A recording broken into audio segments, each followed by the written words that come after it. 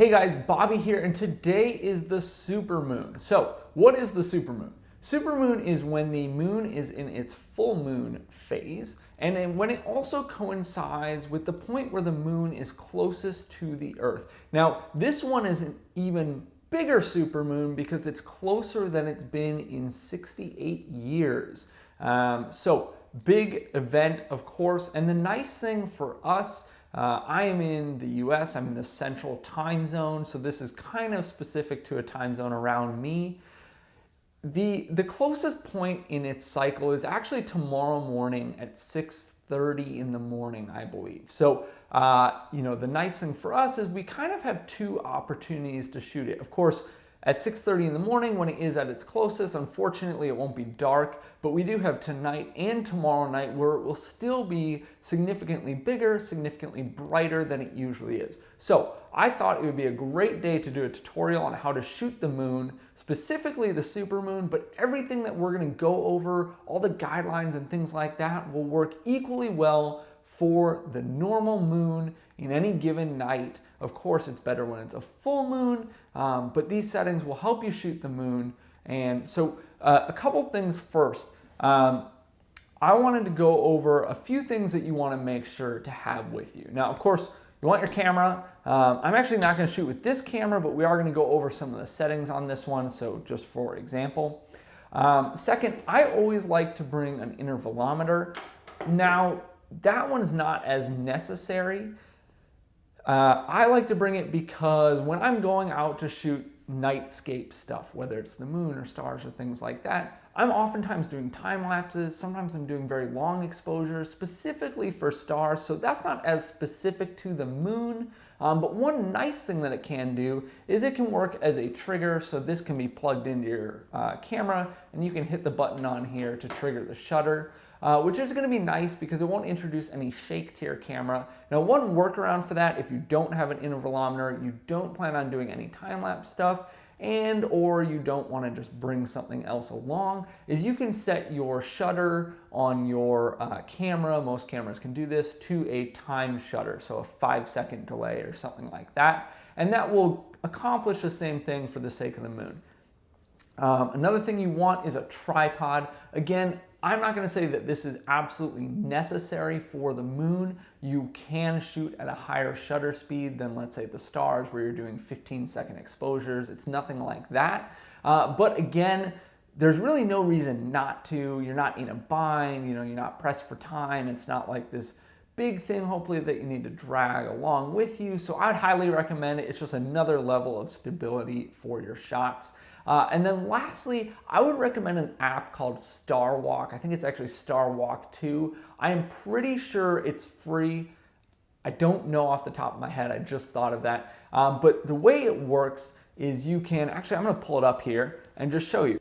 All right, so this is StarWalk. And it will open real quick here. And what it allows you to do is to basically, it's kind of like virtual reality. It allows you, you can see, probably not in detail, but there's a little N there for north. I can just pan around, so we're west, south, etc. And then you can look up, so there's the Milky Way. It looks like the Milky Way is southwest generally. Let's go find the moon here. So there's the moon. You can see it's that big white spot right there, and it's labeled, of course. It also labels all the constellations. Moon is due east. And one of the best things about this is I can click on this clock up here and I can rotate the clock. So I can see, oh, well, what's the moon going to do in a couple hours or things like that. You can see it moving generally upward. So that's a big thing. You want to know what you're shooting, where you're shooting, and you can plan your shot accordingly. And StarWalk 2 really, really helps with that. So with the moon we're shooting, it's dead east today, and we're going to be using something called the Looney 11 rule. And that sounds kind of silly. If you're familiar with the Sunny 16 rule, it's very similar. You might also hear it referred to as the Lunar 11 rule or Looney F11 rule or something like that. And what it has to do is with your aperture. So let's get into this real quick. I want to show you the settings. So basically the overview of it is that you want to set your camera, first of all, to manual. So Mine operates with a dial up here to change the mode. M is for manual. I'm going to switch that into manual. And then what you want to do is you want to set your aperture, so your f-stop, to 11. And you're going to keep it at that. Now, none of these are hard and fast rules. They're just good starting points. You can definitely adjust based on what you're seeing. And one thing specific with the supermoon is it is a little bigger, it is a little brighter, so you might need to adjust a little bit more, but this is a great starting point to see, what things are looking like generally. So F11, don't change that. And then the way the rule works is you can set your ISO where you want it. I would generally recommend the lower the better. Unless you're shooting handheld, you might need a higher shutter speed, so a higher ISO as well. But so you'll set your ISO. I will set mine to 100 because I'll have a tripod and I'll have a intervalometer as well. And then your shutter speed is just the reciprocal of that. So if my ISO is 100, then the shutter speed will be 1/100th, and that's all that you need to do. So like I said, your f-stop here, which is done by the wheel on the right, at least on the Canon 5D Mark II, we're going to set that to f11. And then you can change your ISO to whatever you want, but for me, I'm going to shoot at 100. I'd like to keep it as low as possible. I don't have a card in right now, as you can see. And then your shutter then would be 1/100th. Now, if you change it to, let's say,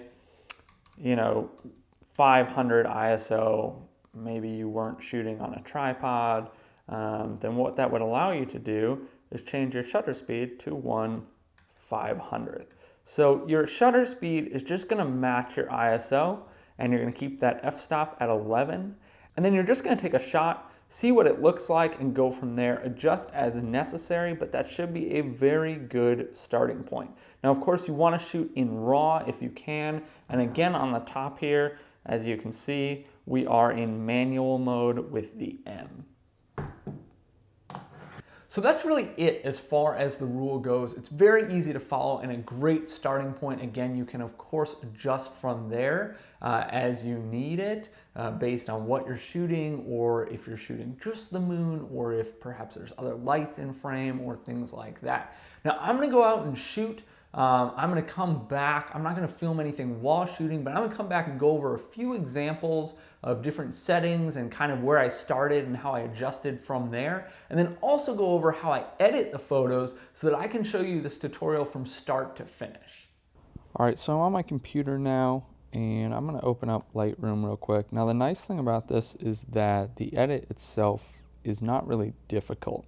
We're not doing a whole lot to it. It's not like shooting the Milky Way or anything like that. I've actually gone in, I shot last night and I wanted to post a photo, so I've already edited one here. But what I'm gonna do is I'm gonna bring in all of my shots.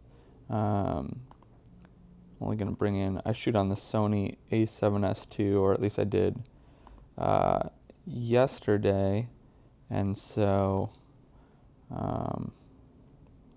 I needed to convert them. That's what these preview unavailable ones, those are the original RAW folder or file, and then I had to convert them. So you can see here, I'm going to bring this into develop here so you can see. So this was me following the Looney 11 rule. So this was, you can see over here, f11 at ISO 100, 1/100th of a second. It was a little bit bright.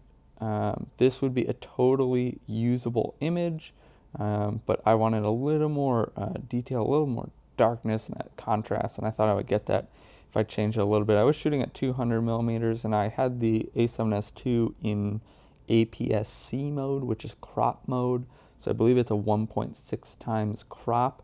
Not every camera can do that. Some cameras are full frame or crop, so I was essentially shooting at, let's see, 1.6 times. So I was essentially shooting at like 320 or 30 or something like that millimeters. So this is as close as I could get. Now I actually got out later than I expected. I was planning to shoot the moon rising over the Minneapolis skyline, but I missed it basically. So I was shooting not straight up, but just into the sky. So I went ahead and I changed it down to, you can see here, this is the original at 1/100th over here on the right side. And then I changed it to 1/160th. And that brought a little bit more detail in those dark spots on the moon, which is what I wanted. I kept that setting for everything, actually. I just changed kind of the positioning a little bit within the frame. And there was actually a roof down here of a structure that I was trying to get pointing at it, but it just didn't work. It was just too dark for that. I didn't really have any lights or a flash or anything like that. I should have been a little bit more prepared. So I'm just going to take one of these. I like this one the best, I guess. I was trying to line it up, around the center where it would be sharpest. And I'm just going to show you what I do to edit. Of course, everything is different. It will also depend. This is just the moon, so it's pretty darn easy to edit if you shoot it right, because you're not really going to change your white balance a whole lot. You're not going to be doing anything too drastic to it. If this did have the cityscape or the skyline or something else in there, that might be different. I'll go over a little bit with that. So mainly you're just playing around with these sliders. I'm in Lightroom. I'm in an old version, I think, probably Lightroom 4. I think it's on like 5 or 6. The exposure, you can bring this, I might bring it up just a little bit. And then I'm going to bring my contrast. The nice thing, like I said, is, actually this one might not be super in focus. Let's see. No, it looks pretty good. The nice thing, like I said, is, really anything you're doing is only going to affect the moon, because this is just black. As such, though, I'm going to move my blacks down a little. I'm going to move my shadows. Maybe just down 1, because I did bump up that exposure. All right, highlights, I'm going to keep the same. This is just, it changes it real quick and gets rid of that detail, but you can bump your whites up a little bit, make it just a little brighter, stand out. I'm going to bump the contrast up again a little bit more. And actually, what I would do first is, unless you're shooting with something longer or the moon is appearing bigger, I would crop it right away. At least, maybe not what your final crop is, but you'll get a better view of what you're working with. So super cool. And then I bump up the clarity. This is just going to give you, you don't want to overdo it, but it's going to give you definition in the moon and the craters and the details on there. Vibrance and saturation don't really need to mess with, because it's pretty much, essentially this is a black and white image. It's not, but you could also do some of that contrast and stuff with the tone curve. I'm just going to use the sliders though. None of this is really relevant. Again, hue, saturation, luminance, that's more color stuff, split toning, etc. I would turn your sharpening up, or of course this is just what I want to do. Not too far, but enough to really bring out those details. And I don't know, you don't really need noise reduction. I wasn't shooting too high. I was at 100 ISO, so there shouldn't be any noise. And then I like to just make sure there's nothing here out of place, but that all looks good. And then for my final image, what I actually did is I just cropped way in. This is a photo, so the nice thing is, you can do that crop pretty far. Let's see what that looks like. Even if you zoom far in, of course, this is like way, way, way in, I don't know, 300% or something like that. And so you can see it's, loses some detail when you're this close, but that's not what the final image is. And out here, that still looks nice and sharp. I could apply these filters to all these if I wanted, but this one works. And you can see here just the difference. So, of course, let's crop this in just to show it a little bit. So this is an untouched. It's actually a different place in the frame, but it is the same settings as the other one, but before any editing. So I like this better, brings out those whites, that contrast, a little more definition to everything. So that's the final image. Then you're just going to export it. I'll export it as Moon 2 because I already had one. And I was transferring this to my phone through Dropbox, so that works for me. I'm actually going to cancel because I already have one in there. But that's pretty much everything as far as the editing goes. Super simple, and of course, it does depend on getting a good shot while you're out there.